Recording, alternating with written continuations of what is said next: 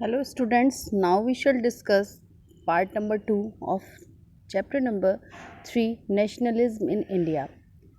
Here we are going to discuss about differing strands within the movement. Strands students like variety, किस्में, अलग अलग तरह की जो किस्में थी मूवमेंट के अंतर्गत, यानी अलग अलग तरह के मूवमेंट सब आप देखेंगे. Now we shall start the non-cooperation Khilafat movement. The non-cooperation Khilafat movement began in January 1921. Non-cooperation Khilafat movement जनवरी 1921 में शुरू हुआ. Various social groups participated in this group. अलग अलग सोशल ग्रुप्स ने, सामाजिक समूह ने इस ग्रुप में, इस मूवमेंट में पार्टिसिपेट किया. Each with its own specific aspiration, लेकिन सबकी अपनी अपनी आकांक्षाएँ थीं इस तरह से इस मूवमेंट में पार्टिसिपेट करने के लिए. All of them responded to the call of Swaraj, but the term meant differing things in different people. हर किसी ने स्वराज के लिए रिस्पॉन्ड तो किया, हर कोई स्वराज तो चाहता ही था, लेकिन इसके अलावा अलग अलग लोगों की अलग अलग सोच थी मूवमेंट में पार्टिसिपेट करने के लिए. They had their own specifications, like जो जो परेशानियां उनको हो रही थी, उन परेशानियों से छुटकारा वो लोग पाना चाहते थे इस मूवमेंट में पार्टिसिपेट करने के बाद.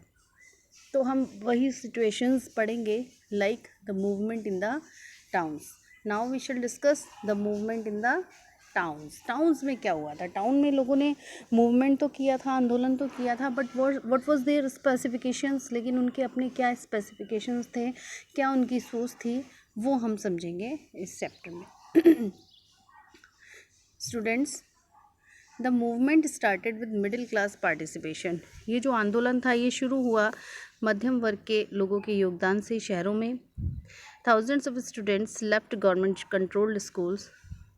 हज़ारों बच्चों ने गवर्नमेंट कंट्रोल्ड स्कूल्स छोड़ दिए, एंड कॉलेजेस छोड़ दिए. Headmasters and teachers resigned. Headmasters और टीचर्स ने अपनी सेवाओं से रिज़ाइन कर दिया. And lawyers gave up their legal practices. और साथ के साथ वकीलों ने भी अपनी जो कानूनी प्रैक्टिस जो उनकी चल रही थी वो छोड़ दी, यानी जो सेवाएं वो अपनी दे रहे थे with their jobs, with their position, वो सेवाएं उन्होंने छोड़ दी. The council elections were boycotted in many provinces except Madras.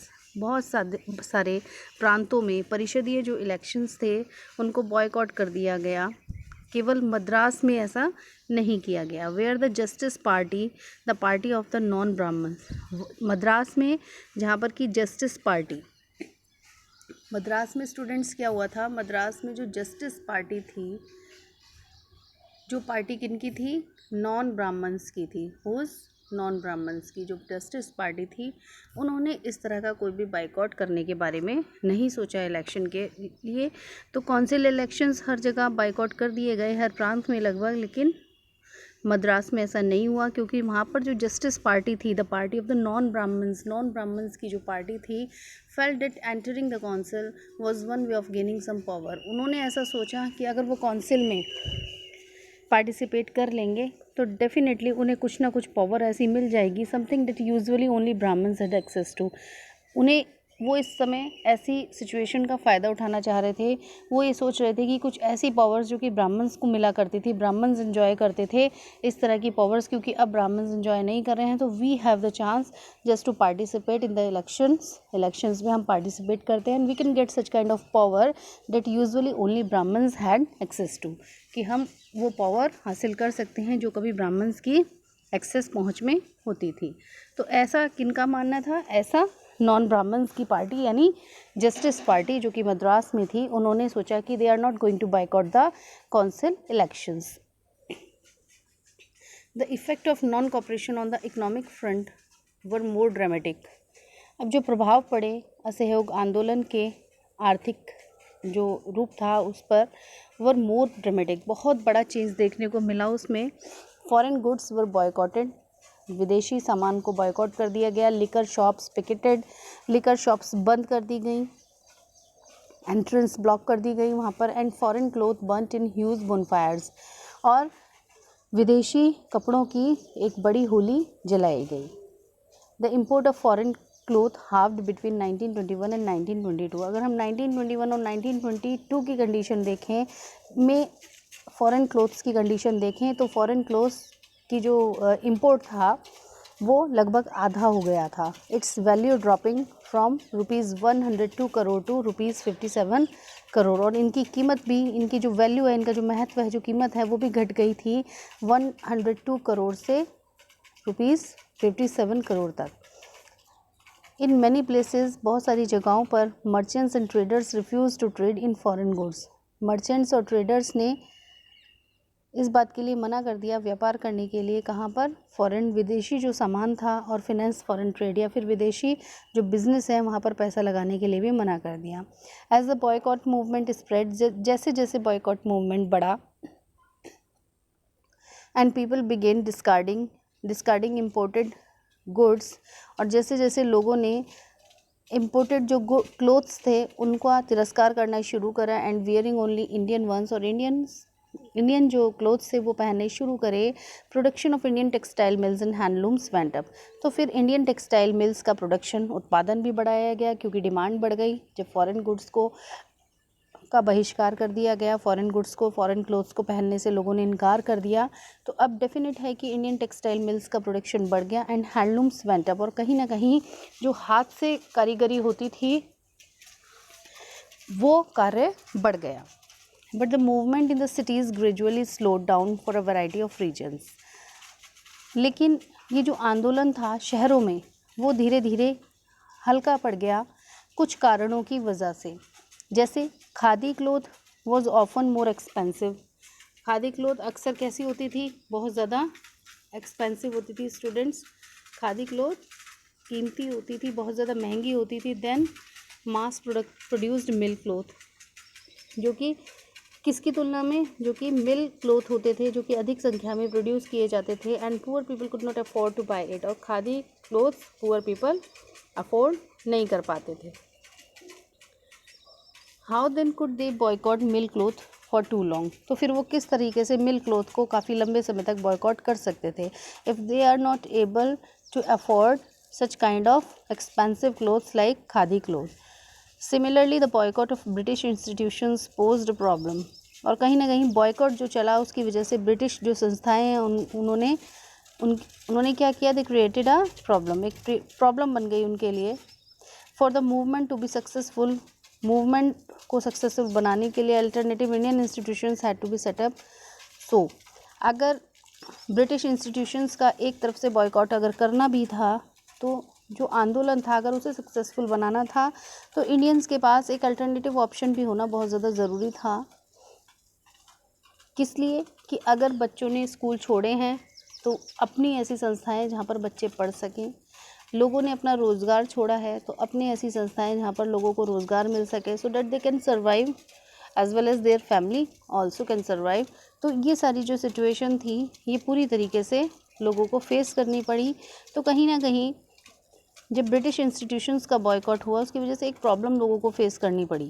For the movement to be successful, अगर मूवमेंट को सक्सेसफुल बनाना था, alternative Indian institutions had to be set up, तो डेफिनेट था कि दूसरे ऑप्शन में इंडियन इंस्टीट्यूशंस को स्थापित करना ज़रूरी था, so that they could be used in place of the British ones, जिसकी वजह से उन इंस्टीट्यूशंस का यूज़ किया जा सके ब्रिटिश वंस की तरह। जैसे कि अगर फॉरेन क्लोथ्स का बॉयकॉट करना था तो डेफिनेट है कि लोगों के पास कहीं ना कहीं एक अल्टरनेटिव ऑप्शंस था just to use khadi clothes.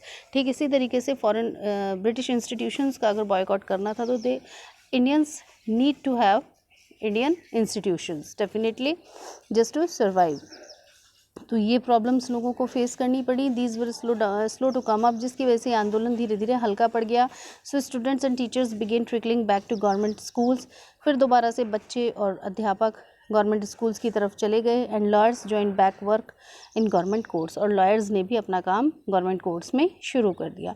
तो कहीं ना कहीं जिस तरीके से ये मूवमेंट शुरू हुआ था वो movements due to some problems, बहुत सारी जो प्रॉब्लम्स थी उनकी वजह से स्लो डाउन होता चला गया, और वापस जिनने अपनी सर्विसेज को बॉयकॉट किया था they just rejoin their services. Now students, we shall discuss rebellion in the countryside. Here we have just discussed about the condition, about the drawbacks that the persons of the towns have to face after starting the movement. Now we are discussing about the rebellion in the countryside. अब गांव में क्या हुआ था, गांव में भी आंदोलन चला था, अभी हमने थोड़ी देर पहले ही डिस्कस किया था. जो अलग अलग तरह के लोग थे, different persons have their different specifications, सबकी अलग अलग परेशानियां थी और सबकी अलग अलग सोच थी आंदोलन को लेकर. Now rebellion in the country side. अब गांव के क्षेत्र में, ग्रामीण क्षेत्र में क्या विद्रोह हुआ. फ्रॉम द सिटीज़ से the non cooperation movement spread to the countryside. शहरों से नॉन कॉपरेशन मूवमेंट कहाँ की तरफ स्प्रेड हुआ, कंट्री साइड, गाँव की तरफ. It drew into its fold the struggles of peasants and tribals. और यहाँ पर कहीं ना कहीं, wait a minute students, yes, it drew into its fold the struggles of peasants and tribals, जिसकी वजह से बहुत सारे संघर्ष किसानों ने किए एंड ट्राइबल ग्रुप के मेंबर्स ने, which were developing in different parts of India in the years after the war, जो कि अलग अलग थे, जो कि जिन सोच ने बहुत ज़्यादा विकास किया था इन डिफरेंट पार्ट्स ऑफ इंडिया के अलग अलग क्षेत्रों में इन the years after the war के बाद के आने वाले सालों में. In Awadh, now we can take the situation of Awadh. In Awadh, peasants were led by Baba Ramchandra, a sannyasi who had earlier been to Fiji as an indentured laborer. अब यहाँ पर अवध की सिचुएशन बताई जा रही है कि अवध में peasants were led, किसानों का निर्देशन कौन कर रहे थे, बाबा रामचंद्र कर रहे थे. सन्यासी, एक सन्यासी थे, who had earlier been to Fiji as an indentured laborer, जो कि अभी कहाँ से कहाँ गए थे, फिजी गए थे. कैसे गए थे, एज एन इंडेंटेड लेबरर, एक बॉन्डेड लेबरर की तरह वहाँ पर गए थे. तो Fiji, what is Fiji, where is Fiji. Fiji is a group of island students located in South Pacific Ocean. Fiji क्या है, फिजी एक ग्रुप ऑफ आइलैंड्स है जो कि कहाँ पर है, साउथ पैसिफिक ओशन में लोकेटेड है. Fiji is north of New Zealand and east of Australia, और ये न्यूजीलैंड के नॉर्थ में एज वेल एज ऑस्ट्रेलिया के ईस्ट में लोकेटेड है. तो अवध में पीजेंट्स क्या किया था, पीजेंट्स का निर्देशन कौन कर रहे थे, किसानों का निर्देशन कर रहे थे बाबा रामचंद्र, आ सन्यासी, जो कि एक सन्यासी थे, who had earlier been to Fiji, जो कि फिजी गए थे एज एन इंडेंटेड लेबरर, एक बॉन्डेड लेबरर की तरह. The movement here was against taluqdars and landlords who demanded from peasants. और यहाँ पर जो आंदोलन था